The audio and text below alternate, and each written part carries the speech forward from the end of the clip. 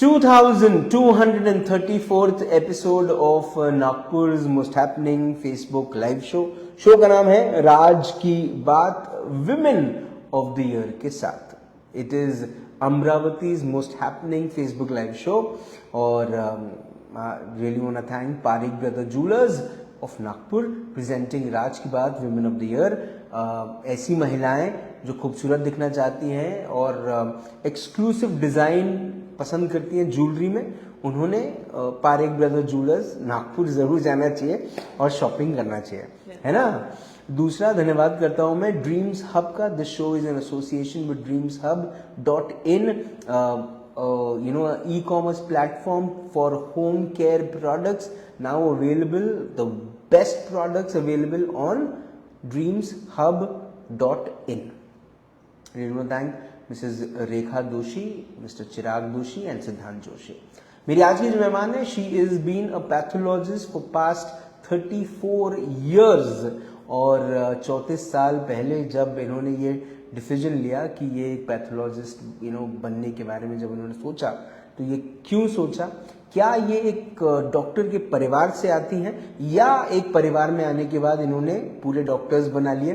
चलिए बात करते हैं अमरावती का एक बड़ा नाम, सेंट्रल इंडिया का एक बड़ा नाम, जब हम बात करते हैं पैथोलॉजी की। Please welcome my guest today, my women of the year, miss doctor missus Asha Halwani ma'am. Ma'am नमस्ते। नमस्ते मैम, स्वागत आपका राज की बात में। Thank you very much. Ma'am, सबसे पहले तो ये कि पुलगांव में रहने वाली आशा के जीवन में क्या आशा थी, क्या बनना था, क्या करना था?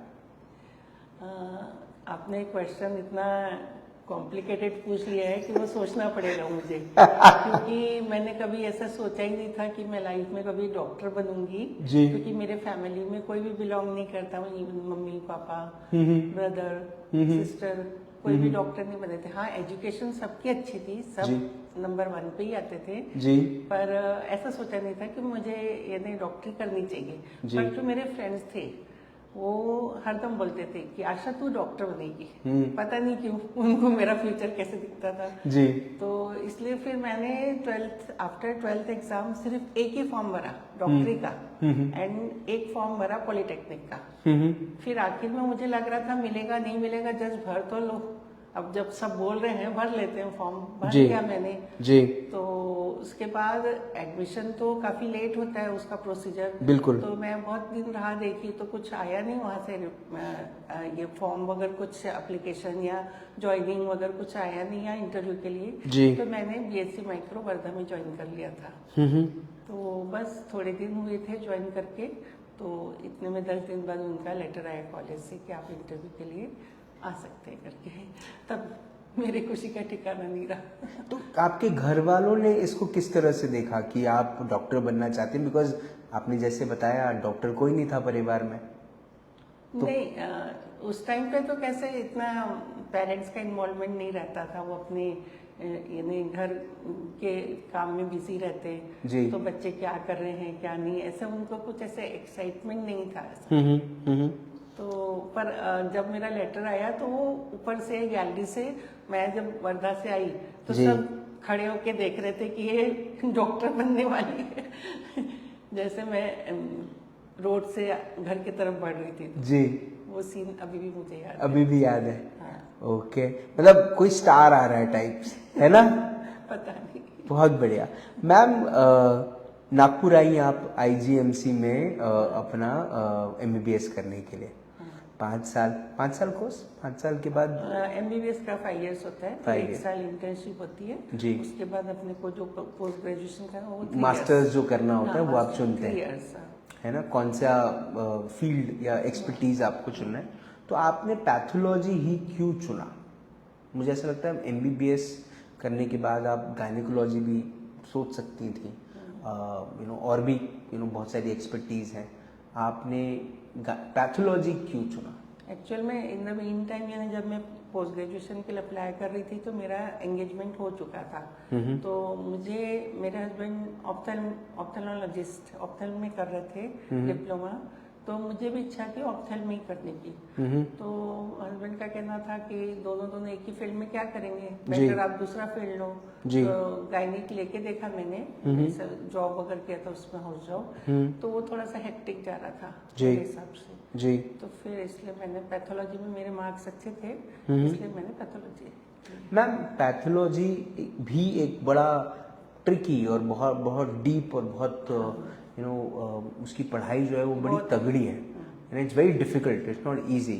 लोगों के लिए पैथोलॉजी मतलब बड़ा आसान दिखता है, लेकिन मैम उसके अंदर सभी रूट्स छुपे।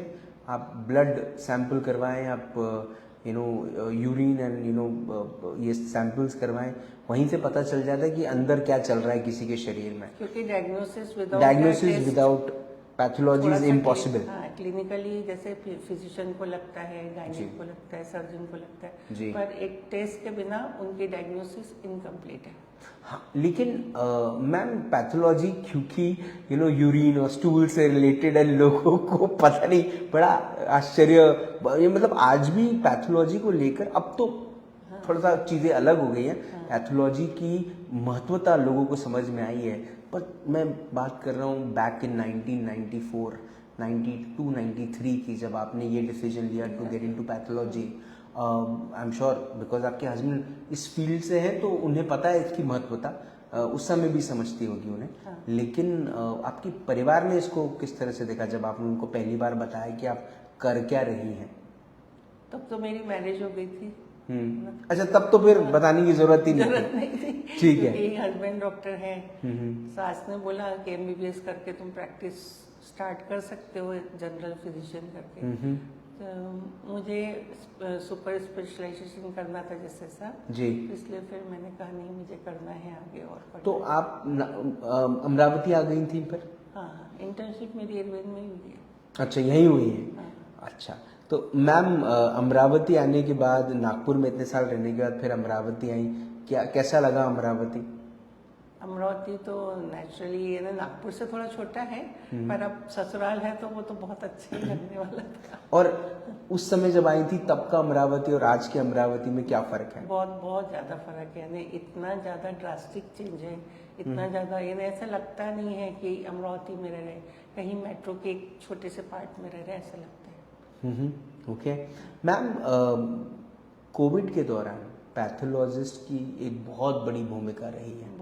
वो एंटीजन टेस्ट करना हो, मैं सही बोल रहा हूँ ना, एंटीजन टेस्ट करना हो, या फिर वो और भी कौन से टेस्ट थे मैम?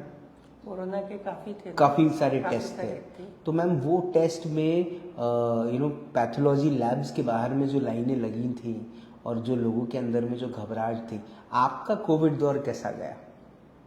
कोविड दौर तो बहुत ही ज़्यादा हेक्टिक गया, क्योंकि पेशेंट बहुत थे ना टेस्ट के। जी। जो पर्टिकुलर कोविड की टेस्ट थी वो मैंने नहीं किया था स्टार्ट, क्योंकि मुझे थोड़ा सा ऐसा लगता था कि इससे दूर रहो।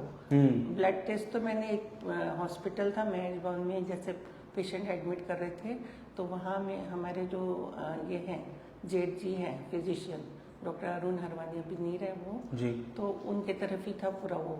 तो उनके पूरे टेस्ट हम लोग करके देते थे, ब्लड टेस्ट आफ्टर डायग्नोसिस जी। तो ये जो दौर गया जिसमें कई सारे मैम पैथोलॉजिस्ट ऐसे भी रहे जिन्हें अपने प्राणों की आहुति भी देनी पड़ी, तो मैम उस समय एज अ डॉक्टर इस प्रोफेशन को किस तरह से देख रही थी आप? एज अ डॉक्टर तो जैसे अभी सेवा है अपनी जी, तो वो तो करना ही है।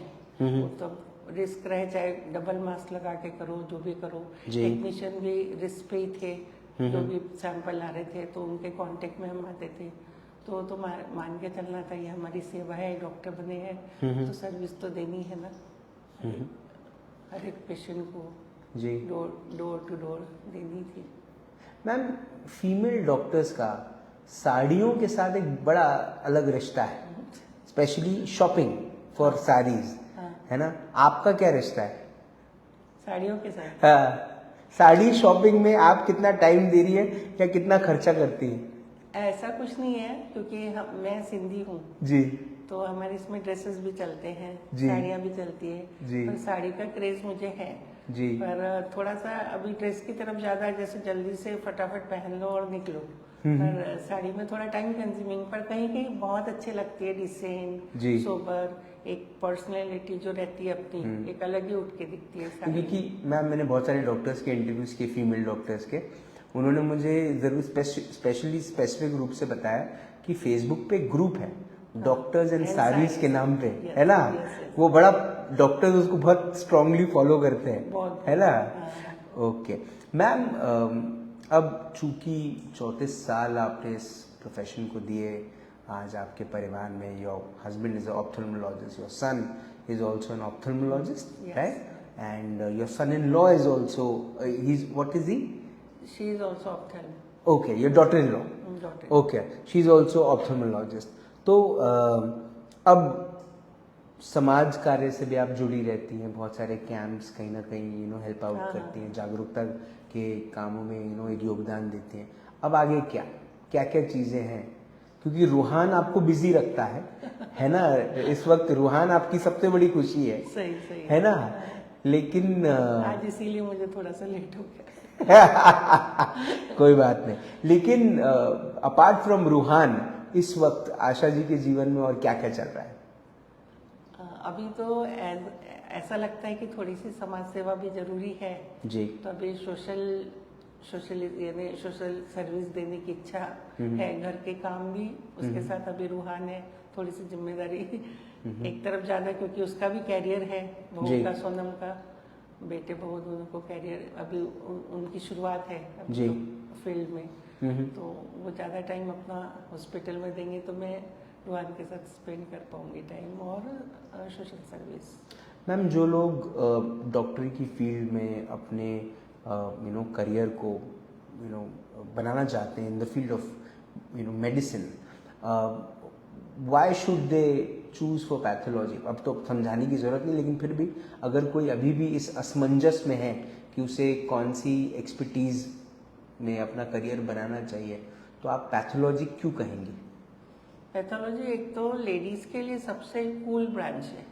इट्स वेरी कूल ब्रांच, यानी नो इमरजेंसी ज्यादा रहती नहीं है इमरजेंसी, और लेडीज करके डॉक्टर सोचते हैं लेडीज है, चलो इमरजेंसी के पेशेंट मेल की तरफ मेल पैथोलॉजिस्ट की तरफ फॉरवर्ड कर देते हैं। एक तो सबसे बड़ी बात, पर वो नुकसान भी है मैम, वो आर्थिक रूप से नुकसान भी है वो जी। नुकसान तो है, पर फीमेल का ये नहीं रहता ना, फिर भी इतनी ज्यादा इमरजेंसी भी नहीं होती जी जी। नहीं, और हस्बैंड है ना, नहीं अच्छा, तो हम क्यों लोड लें? ठीक है। और फिर बाद में पर पैथोलॉजी एकदम अच्छा लगता है, जैसे अपन अपना लाइफ भी एंजॉय कर सकते हैं, कुछ भी अपने लिए टाइम निकाल पाते हैं, कभी भी कहीं भी जा सकते हैं, ऐसे फुल टाइम बन के नहीं रहना पड़ता है ऐसे। और कभी कभी ऐसे पेशेंट जो है सैंपल ले लेते हैं, अर्जेंट नहीं है तो रिपोर्ट तो 2-3 घंटे के बाद रहती है, तो लाइफ अच्छी निकलती है। जैसे आपका मी टाइम क्या होता है? डॉक्टर आशा हरवानी का मी टाइम क्या होता है? मी टाइम, हाँ, जो आप खुद को देती हैं। अच्छा जी। सुबह का टाइम रहता है, सुबह उठने के बाद 1 घंटा, और रात को 10 के बाद। ओके। हाँ। तो इस मी टाइम में डॉक्टर आशा हलवानी क्या करती हैं? वर्कआउट करती हैं, वॉक पे जाती हैं, टीवी देखती हैं? नहीं, वो तो नेचुरली अभी हेल्थ, अब मैं 60 हो गई, यानी 60 कंप्लीट हो गया। ये मैंने नहीं सुना। नहीं सुना ना? पर मैं जो है सही बता रही हूँ जी। तो अभी मेन तो कैसे अभी अपने को हेल्थ का तरफ ध्यान देना पड़ेगा जी। तो इसलिए योगा करती हूँ सुबह, और शाम में जुम्बा या डांस, ऐसे एक दो एक्टिविटी करती हूँ। रील वगैरह बनाती हैं? थोड़े थोड़े, कभी इतना इंटरेस्ट नहीं, यानी रील बनाना मुझे नहीं आता है। ओके। और फ्रेंड्स हैं आपकी लाइफ में? बहुत। बेस्ट फ्रेंड कौन है? बेस्ट फ्रेंड एक तो जागृति शाह है, डॉक्टर शर्मिष्ठा बेले हैं, और डॉक्टर अनुराधा टोटे हैं। सब डॉक्टर्स ही हैं? हाँ, सभी डॉक्टर। ठीक। मैम, अगर जीवन की एक सुनहरी किताब लिखी जाती है ना, और उस किताब के सुनहरे पन्ने पर ये नाम लिखा जाता, डॉक्टर आशा हलवानी, उसके नीचे क्या ऐसा लिखा रहना चाहिए जिसे पढ़ने के बाद लोग आपको हमेशा याद करें? ऐसा तो सोचा नहीं मैंने अभी तक। फिर भी अगर लिखा जाता तो क्या लिखा जाता?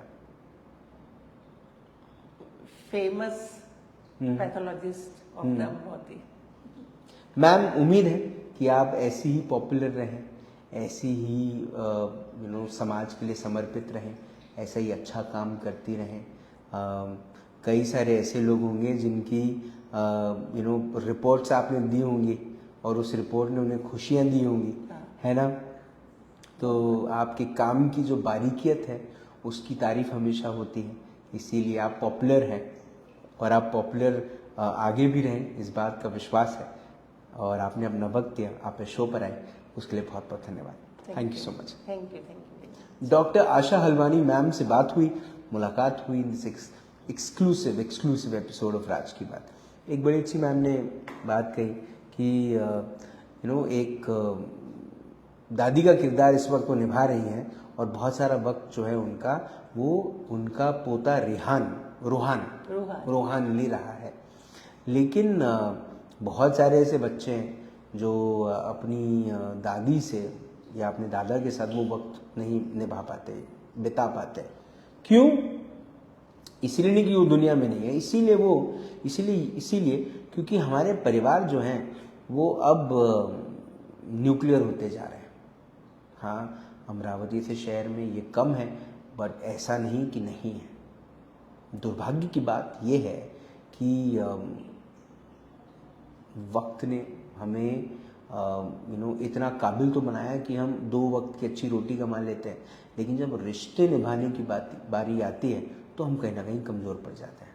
भारत एक ऐसा देश, हिंदुस्तान की संस्कृति में जो दुनिया भर में मशहूर है और जिसको लेकर दुनिया सलाम करता है, वो ये है कि हम एक जॉइंट फैमिली में रहते हैं, एक ऐसा परिवार जिसमें सब अपने सुख दुख आपस में बांट के बढ़िया रहते हैं।